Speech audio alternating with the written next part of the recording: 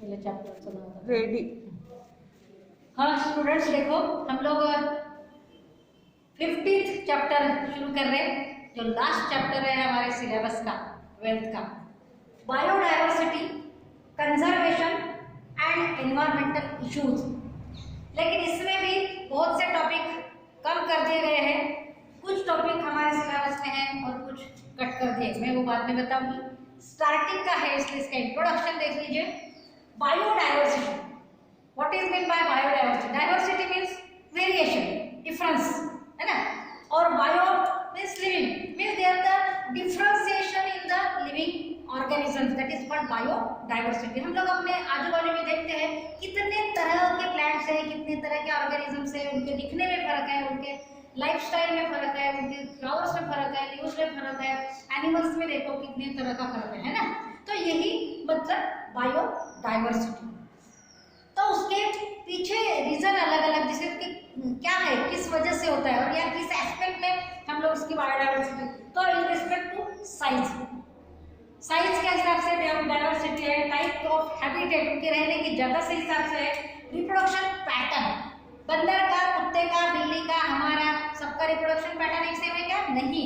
Romance करने का style भी अलग है और प्रोडक्शन के इसमें भी बहुत चेंजेस है, हम लोग डिटेल बाद में। मोटिलिटी, उनके चलने का ढंग, एक जगह से दूसरे जाने का ढंग, तो देखो कोई उड़ता है, कोई चलता है, कोई दौड़ता है, कोई रेंगता है, बराबर है। ड्यूरेशन ऑफ लाइफ साइकिल, सबकी आयुष्य मर्यादा मीन्स लाइफ स्पैन जो सेम नहीं है, किसी का ज्यादा है, किसी का कम है ना।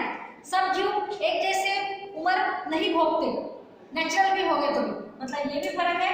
अकोमोडेट, अगर कोई ऑर्गेनिज्म खुद को चेंजिंग कंडीशन में क्या कर लेता है, सूट कर लेता है, मतलब खुद को एडजस्ट कर लेता है, वो उस तरह से उसमें वो अकोमोडेट हो जाता है, वो जगह पे रहना उसको सुविधाजनक हो जाता है। नहीं पसंद आया तो चेंज कर देते, लेकिन जहां पर अपन को पसंद आया अपन वहां रहना शुरू कर देते, इसलिए उनका अकोमोडेशन भी उस ढंग से होता है according to organism to organism. Environmental conditions, environmental condition कैसे है इस पर भी डिपेंड करता है उसमें डाइवर्सिटी क्या है।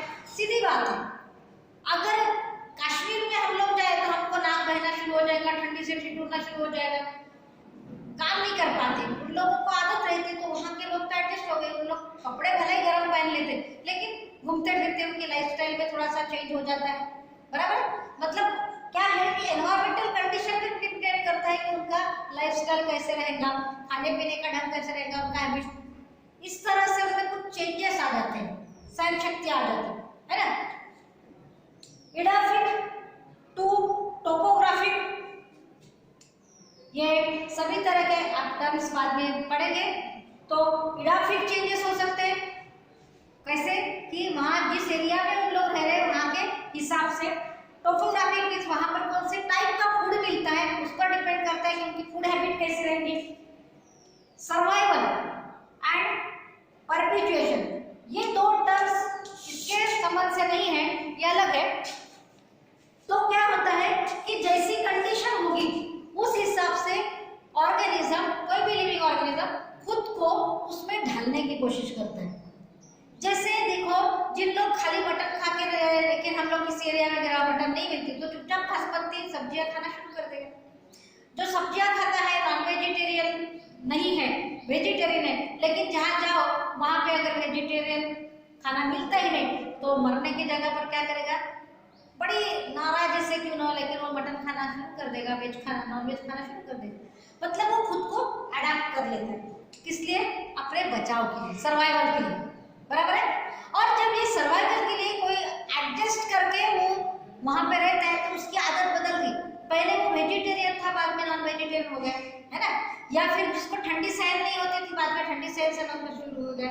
हम लोगों को अगर राजस्थान में कोई सर्विस मिल गया, हम लोगों को यहाँ इतनी गर्मी की सहन आदत है, लेकिन वहाँ पेमेंट मिलेगी तो हम लोग वहाँ एडजस्ट करेंगे, तो हम में वो चेंजेस आ जाएंगे कि हमको गर्मी सहन करने की ताकत आ जाएगी। For what? Survive. These adaptations, these changes, these our accommodation in this pattern for our survival। और जब हम लोग सर्वाइवल के लिए जो कोशिश करते रहते सहन करते रहते, तो हमारा वहां पे रहना एकदम नॉर्मल हो जाता है बाद में।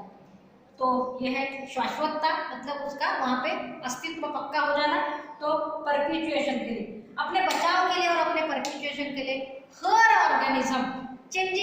डेफिनेशन में according to availability, according to area, according to food condition, according to their climate, वहाँ पे गर्मी ठंडी, इसके हिसाब से खुद में जो बदलाव करता है, and due to that there the causing biodiversity, और इस वजह से अलग अलग ऑर्गेनिजम्स में अलग अलग तरह के चेंजेस होते जाते हैं, तो उसमें फर्क दिखने लगता है, डिफ्रेंसिएशन होता है। तो डेफिनेशन ऑफ डाइवर्सिटी, देखो आप डाइवर्सिटी का डेफिनेशन दिया है क्लियर, राइट साइड के पहले पेज में, राइट साइड में स्टार्टिंग में लंबी डेफिनेशन है, वो वैसे के वैसे आपको 1 मार्क के लिए ये करना है। दूसरा, this term biodiversity is coined bye, पहली बार ये नाम किसने दिया, वाल्टर रोजेन, बट उसको पब्लिश किसने किया, पॉपुलराइज किसने किया, उसको फेमस किसने किया, तो सोशियोलॉजिस्ट एडवर्ड विल्सन। ये दोनों के नाम के साथ मल्टीपल चॉइस में क्वेश्चन आ सकता है या 1 मार्क में क्वेश्चन आ सकता है। Who coined this biodiversity term, term means ये व्याख्या, ये नाम, who popularised the term biodiversity, तो ये दो नाम अलग अलग आएंगे।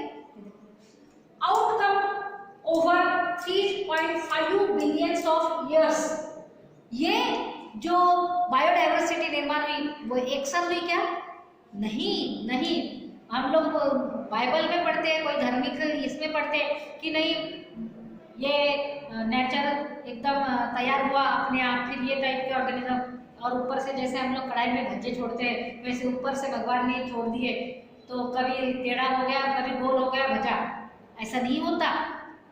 ये 3.5 बिलियन ईयर्स तक धीरे धीरे धीरे gradually and predictable, gradually means धीरे धीरे धीरे धीरे धीरे धीरे एकदम धीरे धीरे, और प्रेडिक्टेबल जो वहां पे गुड इफेक्ट देने लायक, इस तरह से चेंजेस होते गए और इस तरह से बायोडाइवर्सिटी हुई।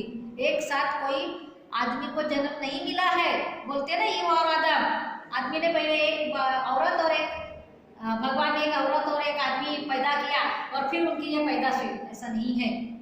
हमको बायोलॉजिकल स्टडी जो क्या हो गया, सिद्ध हो चुका है। Yes, it is proved that the evolution of human from the monkey like animals, monkey to फिर एप, मतलब बिना पूंछ वाला मानव, वनमानुष बोलते हैं हम लोग, और फिर एप से ह्यूमन बीइंग तैयार हुआ। डायरेक्ट ईव आदम भगवान ने ऊपर से नहीं छोड़े हैं, ये इवोल्यूशन से भी सिद्ध हो चुका है। हम लोगों को किसी को बुरा मानने की जरूरत नहीं, जब सिद्ध हो चुका है तभी यह बात हमने मानना चाहिए, पहले की बातें काल्पनिक थी। तो इतने टाइम में ये बायोडाइवर्सिटी निर्माण हुई, इसलिए outcome over evolutionary history mainly influenced by natural processes.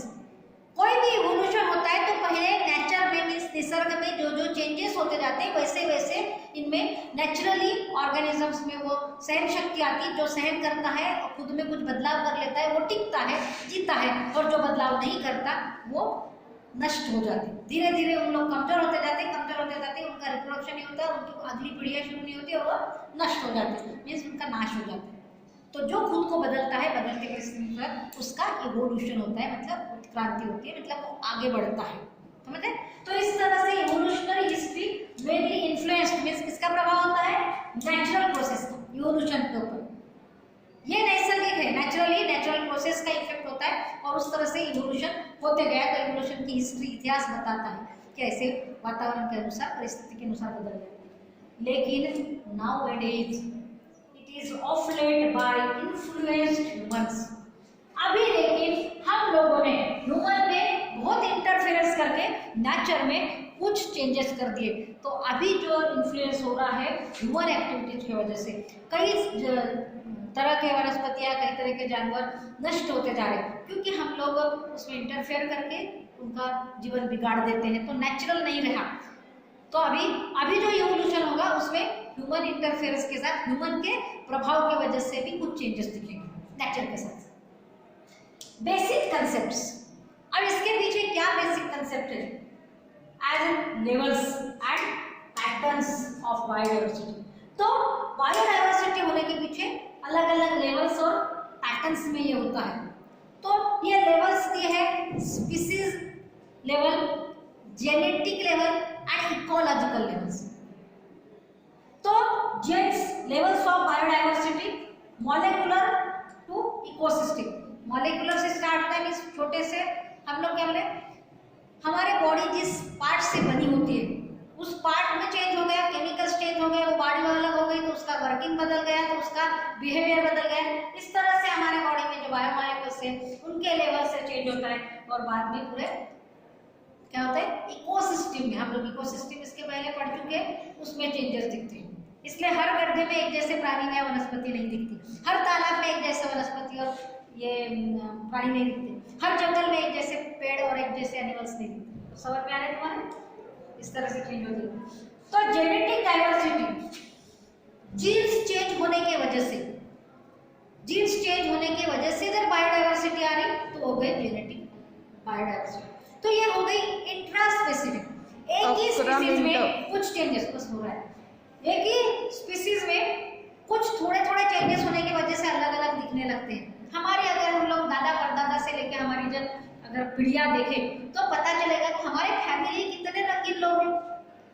कितने रंगीन मतलब रोमांटिक नहीं बोलना है, कितने तरह के रंग है दिखने के, कैरेक्टर्स में बहुत मिलावटें देखती जाती है। तो जेनेटिक चेंजेस, क्योंकि हमारी माँ अलग फैमिली से, हमारे पिताजी अलग फैमिली से, इनका कॉम्बिनेशन होता है, नया कॉम्बिनेशन तैयार होता है, फिर नया कॉम्बिनेशन, फिर किसी में मैटरनल फैमिली के कैरेक्टर आते हैं, किसी को पैटर्नल फैमिली के कैरेक्टर आते हैं। इस तरह से जो जेनेटिक चेंजेस होते हैं तो एक ही स्पीसीज में भी डाइवर्सिटी दिखती है। स्पीसीज डाइवर्सिटी ये इंटर स्पेसिफिक होता है। इंटर स्पेसिफिक मींस दो स्पीसीज में होने वाला फर्क। तो दो स्पीसीज में जो फर्क होगा, जैसे देखो आप लोग एक ही तरह का आपको कोई ऑर्गेनिज्म दिखता है, लगते हैं एक तरह का लेकिन फिर भी उसमें चेंजेस है कुछ, तो दो अलग अलग स्पीसीज में होने वाले चेंजेस। आप लोग किसी पेड़ को देखो, आप लोग गुलाब के फूल देखेंगे तो कितने शेप के गुलाब के फूल दिखते हैं, कितने कलर के गुलाब के फूल दिखते हैं। उनके बढ़ने का स्टाइल है, किसी की बेल होती है, किसी का छोटा प्लांट होता है, किसी का मीडियम साइज का होता है, उसके फूल के शेप अलग होते हैं, कलर अलग होते हैं, किसी में सेंट होती, किसी में नहीं होती, इस तरह से। तो स्पीसीज में जो डिफरेंस, तो स्पीसीज डाइवर्सिटी वो कम्युनिटी डाइवर्सिटी भी बोलते हैं, एक ही कम्युनिटी में फिर भी डिफरेंस है। And ecosystem diversity, ecosystem diversity मतलब अभी जैसे मैंने बोली कि तालाब रहेंगे, लेकिन हमारे इधर देवरी के तालाब में अलग तरह के ऑर्गेनिज्म दिखते हैं, और किसी दूसरे एरिया में जाएंगे हम लोग, उधर मराठवाड़ा में जाएंगे, खानदेश में जाएंगे, उधर के क्लाइमेट के हिसाब से वहाँ पे अलग दिखेंगे, है ना। ऑर्गेनिजम्स के जो पैटर्न है, संख्या है, अलग अलग दिखेंगे। समझ में आ रहा है इस तरह से। तो ये अलग अलग लेवल्स होती है बायोडाइवर्सिटी। Thank you.